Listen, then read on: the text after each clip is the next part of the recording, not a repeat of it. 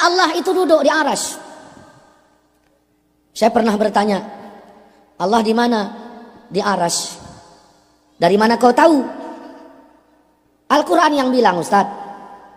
Mana ayatnya? Ustaz buka surat Thaha ayat 5. Ar-Rahman alal arsy istawa. Ar-Rahman Tuhan yang Maha Pemurah. Alal arsy, di atas aras duduk dia. Ini Allah yang bilang. Ustaz percaya nggak dengan ayat? Ya percaya. Ya kita wajib percaya Ustaz, betul. Saya percaya kali dengan ayat. Cuman yang saya nggak percaya otakmu itu.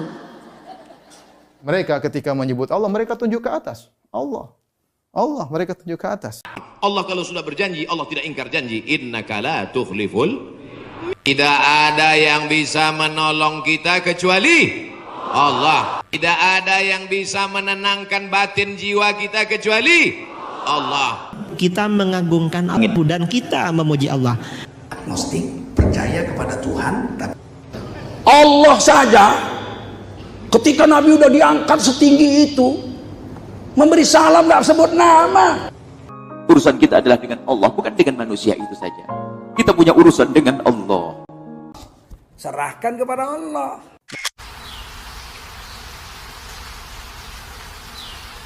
Pernah menciptakan Adam dengan tangannya. Wa qalu innama ma'nal yadi al-quwwah. Kata mereka maknanya tangan adalah kuat. Perkataan ini akidah Jahmiyah. Ishaq bin Rahuya berkata, innama yakunu tasbih idza qala yadun kayadin. Tasbih baru dikatakan tasbih kalau kita berkata tangan Allah seperti tangan kita, au mithlu yadin, au samun kasam'in, pendengaran seperti pendengaran.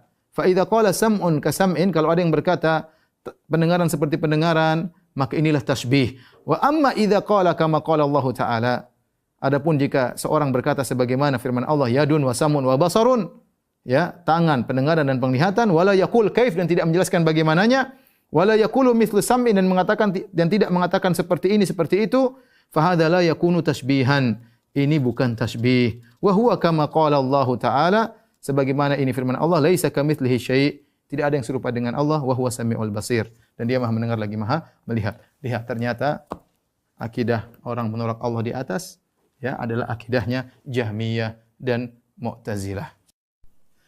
Sebagian ulama mengatakan pendahulu Asy'ariyah mutaakhirin yang menolak Allah di atas bukan cuma Mu'tazilah, bukan cuma Jahmiyah tadi sebagaimana kita nukilkan, bahkan Fir'aun.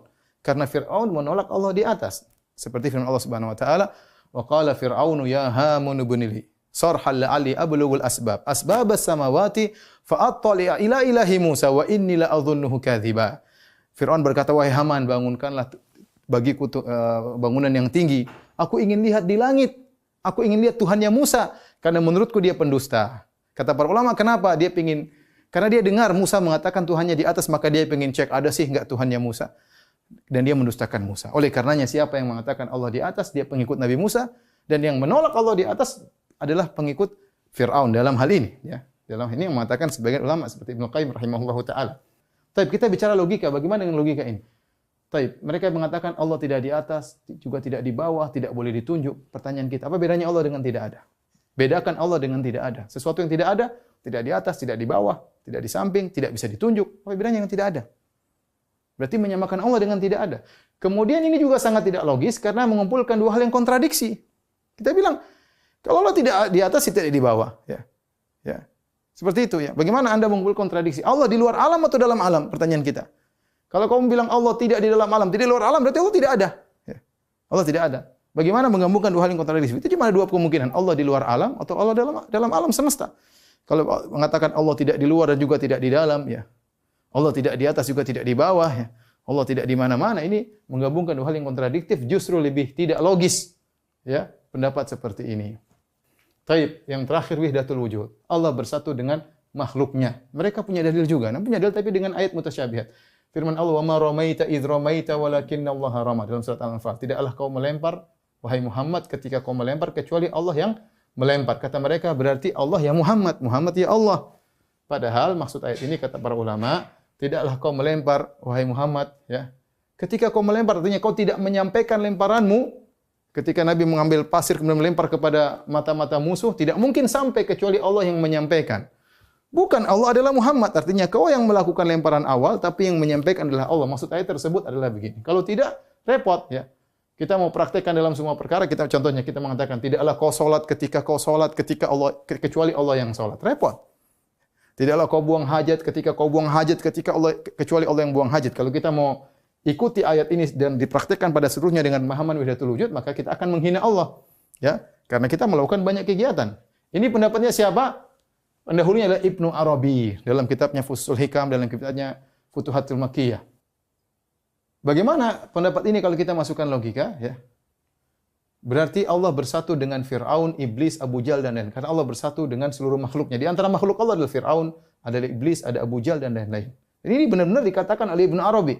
Dia mengatakan ketika Fir'aun mengatakan ana rabbukumul a'la, aku Tuhanmu yang maha tinggi, kata dia Fir'aun adalah Allah ketika itu, ya.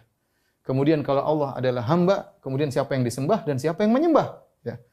Siapa yang menyembah dan siapa disembah, tentu sangat tidak logis ketika Allah dianggap bersatu dengan makhluk. Terakhir, ikhwan dan akhwat yang dirahmati Allah Subhanahu wa taala, sudah kita komparasi sekarang masalah fitrah. Ya, sering mereka sebagian orang mengatakan bahwasanya pengikut terbesar kaum muslimin di dunia adalah Asy'ariyah. Saya bilang itu tidak benar. Bohong, ya. Justru saya katakan manusia, masyarakat kaum muslimin secara umum di dunia ini mereka masih di atas fitrah. Mereka masih di atas fitrah. Ya, oleh karenanya mereka ketika menyebut Allah mereka tunjuk ke atas. Allah mereka tunjuk ke atas. Allah kalau sudah berjanji, Allah tidak ingkar janji. Innaka la tukhliful. Tidak ada yang bisa menolong kita kecuali Allah. Tidak ada yang bisa menenangkan batin jiwa kita kecuali Allah. Kita mengagungkan Allah dan kita memuji Allah. Agnostik, percaya kepada Tuhan, tapi Allah saja ketika Nabi udah diangkat setinggi itu memberi salam nggak sebut nama. Urusan kita adalah dengan Allah, bukan dengan manusia itu saja. Kita punya urusan dengan Allah. serahkan kepada Allah. Mereka sering mengatakan kita serahkan kepada yang di atas. Tidak ada seorang pun mengatakan kita serahkan kepada yang di mana-mana, enggak ada. Tidak ada yang mengatakan kita serahkan yang tidak di mana-mana, juga enggak ada. Semua orang mengatakan kita serahkan yang di atas. Kemudian juga orang mengatakan kalau yang di atas sudah menggariskan, ini sudah fitrah. Tidak mungkin kita tolak fitrah ini.